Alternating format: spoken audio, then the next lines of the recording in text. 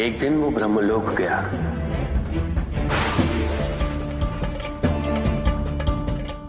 और बड़ी चालाकी से उसने ब्रह्मदेव से चारों वेद प्राप्त कर लिए।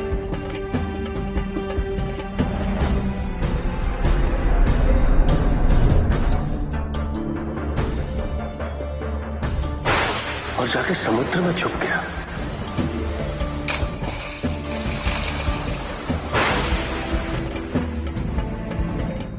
क्योंकि सारा ज्ञान वेदों में नहीं थे,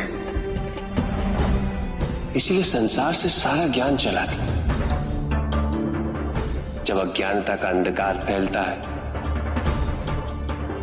तो अधर्म बढ़ने लगता है।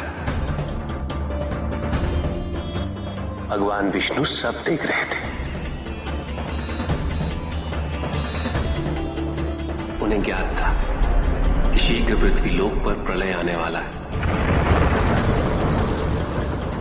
हयग्रीव के साथ चारों वेद भी लुप्त होने का भय था। ब्रह्मदेव सृजन करता है। वेदों के अभाव में पुनर्जन्म की प्रक्रिया को पुनर्स्थापित करना अत्यंत कठिन। इसीलिए हयग्रीव से उन वेदों को पुनः प्राप्त करना अनिवार्य था। तो भगवान विष्णु ने क्या किया? भगवान विष्णु ने एक मत्स्य रूप धारण किया। वो एक मछली बने और नदी में अवतरित हुए। राजा सत्यव्रत स्नान कर रहे थे। एक छोटी सी मछली उनके हाथ में आ गई। इतनी छोटी मछली? भगवान विष्णु? हाँ, राजा सत्यव्रत उस मछली को जल में छोड़ने जा ही रहे थे कि उस मछली ने बड़ी मछलियों का भय जताते हुए उनसे विनती की। उनसे कहा कि वो उसे अपने साथ ले चले। राजा सत्यव्रत अत्यंत दयालु थे। मछली को अपने कमंडल में शरण दे दी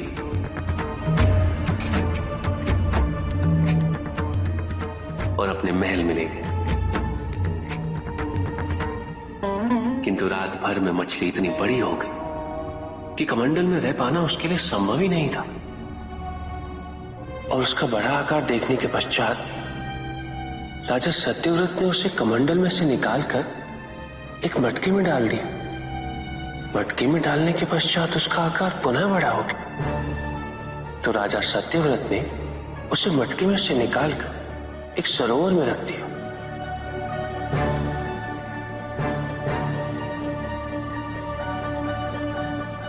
किंतु उस एक ही रात में सरोवर में रखने के पश्चात भी उसका आकार इतना बड़ा हो गया कि उसे नदी में रखना पड़ा। किंतु नदी में रखने के पश्चात भी उसका आकार पुनः बढ़ा हो और इतना बड़ा हो गया कि यदि उसे महासागर में नहीं रखा जाता तो उसकी मृत्यु निश्चित थी। राजा सत्यव्रत उसे महासागर की ओर ले गए।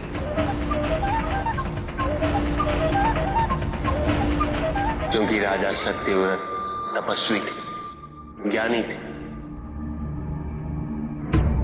उन्हें आभास हुआ कि ये कोई साधारण मछली नहीं, ये स्वयं साक्षात भगवान विष्णु ही है।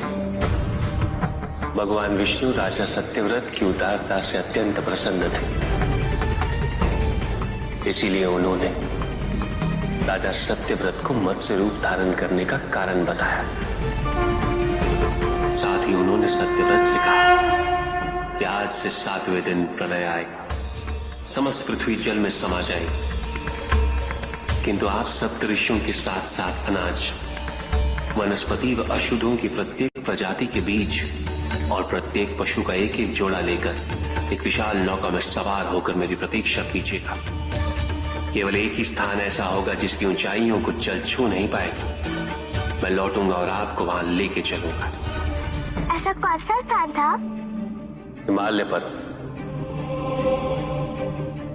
अर्थात तुम्हारी माता के पिता हिमालय। फिर क्या हुआ?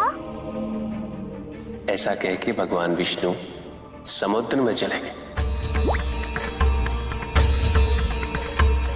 और अपने मत्स्य रूप में उन्होंने हेग्रीव को ढूंढ निकाला, उस दुष्ट का वध करके वेदों को पुनः प्राप्त कर लिया।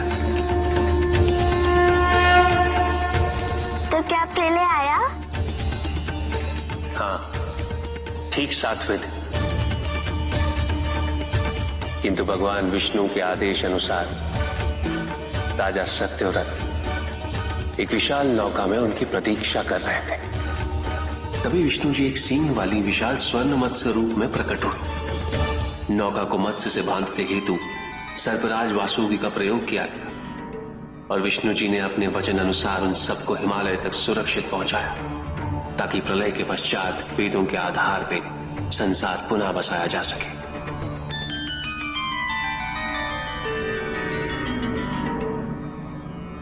राजा सत्यव्रत मनु कहलाए। मनु अर्थात मानव जाति के प्रजनक।